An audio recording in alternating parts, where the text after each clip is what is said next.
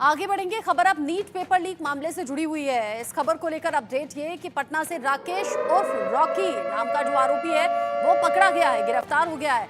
राकेश को सीबीआई ने गिरफ्तार कर लिया है। रॉकी पेपर लीक का किंगपिन बताया जा रहा है, यानी कि मुख्य साजिशकर्ता के तौर पर रॉकी की पहचान, और फिर रॉकी को अब 10 दिन की सीबीआई रिमांड पर भेज दिया गया है।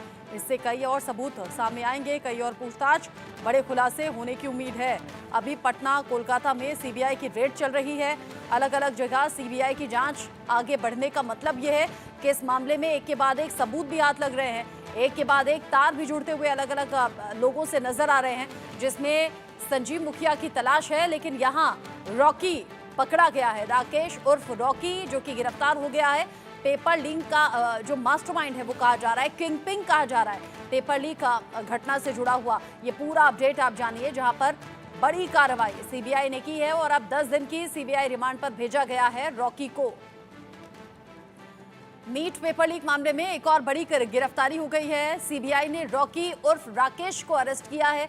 सीबीआई के सूत्रों के मुताबिक रॉकी ने ही नीट का पेपर लीक होने के बाद उसे हल करवाकर एक आरोपी चिंटू के मोबाइल पर भेजा था। गिरफ्तारी के बाद रॉकी को कोर्ट में पेश किया गया, जहां से कोर्ट ने सीबीआई को रॉकी की 10 दिन की रिमांड दे दी है। पेपर लीक का मामला सामने आने के बाद से ही रॉकी फरार चल रहा था। इसकी तलाश में पहले पटना पुलिस को यहां पर तलाश थी। पटना पुलिस पहले इसे यहां वहां ढूंढती रही, बाद में केस सीबीआई को ट्रांसफर हुआ। इसके बाद से ही सीबीआई की टीम जुटी थी रॉकी की तलाश में। नालंदा जिले के गजेंद्र बीघा गांव के रहने वाले रॉकी का असली नाम राकेश है, लेकिन रॉकी के नाम से मशहूर है। रॉकी वही शख्स है जिसने पूरा ये पेपर आउट तो कराया ही, लेकिन साथ ही साथ उसके आंसर्स उस शीट के साथ अटैच करके फिर सर्कुलेट किया गया। आयुष इस खबर को लेकर ज्यादा अपडेट के साथ जुड़ गए मेरे साथ में। आयुष, इससे पहले पुलिस और सीबीआई के जरिए एक के बाद एक कई गिरफ्तारियां हुई हैं, लेकिन रॉकी की गिरफ्तारी एक अहम सुराग, एक अहम सबूत हाथ लगना, और अब मुझे लगता है संजीव मुखिया तक भी बहुत जल्दी पहुंच जाएगी सीबीआई।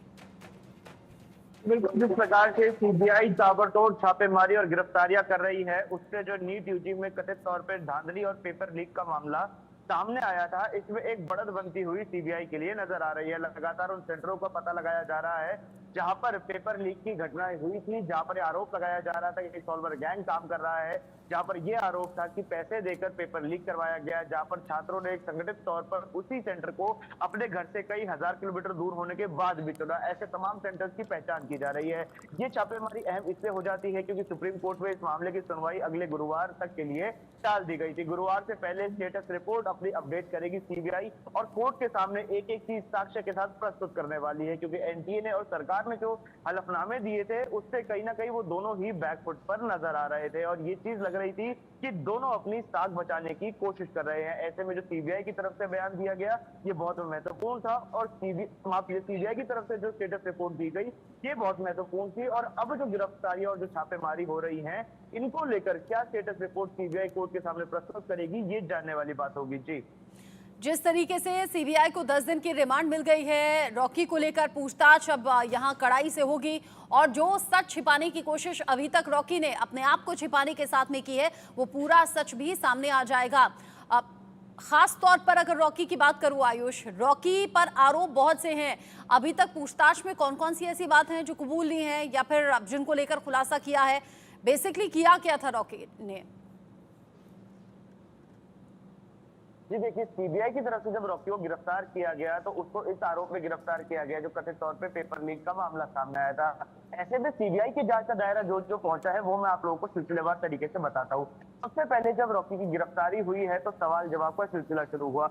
ऐसे में कुछ अहम सवाल जो उससे पूछे गए वो ये थे कि आखिर जो पेपर लीक किया गया था ये क्यों किया गया, इसके पीछे की मंशा क्या थी? क्या किसी परिवार वाले को पहुंचाने के लिए पेपर लीक किया गया था या फिर ये एक धंधा था जिसको आप पूरे नेटवर्क के जरिए फैलाना चाह रहे थे? दूसरा अहम सवाल जो उससे किया गया वो ये हो सकता है कि जो ये पेपर आपने लीक किया है किस किस राज्य में किस किस सेंटर तक आपने पहुंचाया।